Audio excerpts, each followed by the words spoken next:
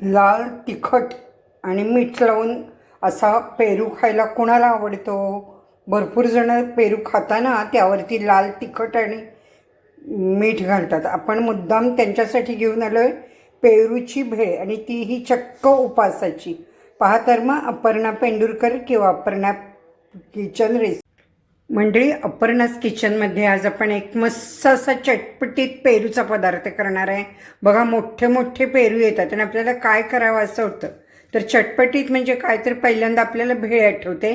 तर ह्या मोठ्या पेरूची आपण भेळ करायची. त्यासाठी हा एक मोठा पेरू घेतला आहे आणि आपण 2 बटाटे घेतलेत. आता पेरू मी ह्या कसा चिरणार आहे सांगू. असं आपलं हे जे भांडं असतं कांदा चिरायचं, तर त्यामध्ये आपल्याला सहज बारीक चिरला जातो. आणि बटाटे पण आपण असे उकडलेले घेतलेले आहेत. तर हे बटाटे पण बारीक 2 छोटे घेतलेत मी, चिरून घ्यायचे आहेत. पेरू बघा किती छान गुलाबी निघालेला आहे आणि चवीलाही छान आहे. हा फार पिकलेला नाही आणि फार कच्चा नाही, मध्यम पेरू पाहिजे. यामध्ये आता आपण एक मिरची, लाल मिरची किंवा हिरवी मिरची कोणतीही यामध्येच बारीक चिरून घालायची. लाल तिखट वापरलं तरी चालेल. यामध्ये आता आपण बटाटा हा उकडलेला घेतलेला आहे. हे बघा, हा पेरू कसा बारीक छान चिरून झालेला आहे. सांगितलं फार पिकलेला नाही, अर्धवट कच्चा असा हा गुलाबी पेरू आहे.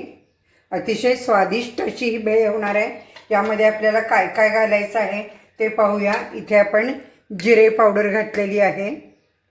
उपास नसेल तर चाट मसाला चालेल तुम्हाला. त्यानंतर इथे आपण सैंधव मीठ घालायचं आहे, लाल मीठ म्हणतात ते चालेल.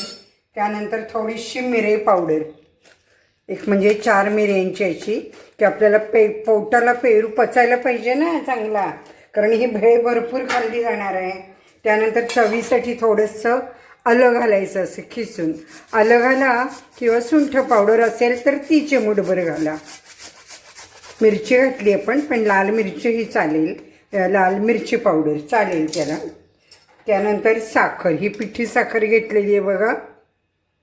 ही आगळीवेगळी भेळ तुम्हाला कशी वाटते खास उपासाला श्रावणात. आणि आता वटपौर्णिमेला घरात उपास असेल त्यांना तुम्ही नक्की करून द्या. आता आणखीन काय घालायचं आहे तर लिंबू पिळायचं आहे. यामध्ये आपल्याला लिंबू पिळायचं. अशी आंबट गोड तिखट आणि पेरूची चव अशी ही भेळेला कशी वाटते ते कमेंट्समध्ये मला तुम्ही नक्की सांगा. आणि करून पहा उपासाला, मुद्दाम उपासाची पेरूची भेळ. आता हे सगळं व्यवस्थित हलवून घ्यायचं आहे आपल्याला. खिचडी असेल तर त्याबरोबर, थालीपीठाबरोबर, जे काही तुम्ही उपासाचं कराल त्यावेळेला ही भेळ अतिशय छान लागेल. आणि नुसतीही ही खाऊ शकता तुम्ही.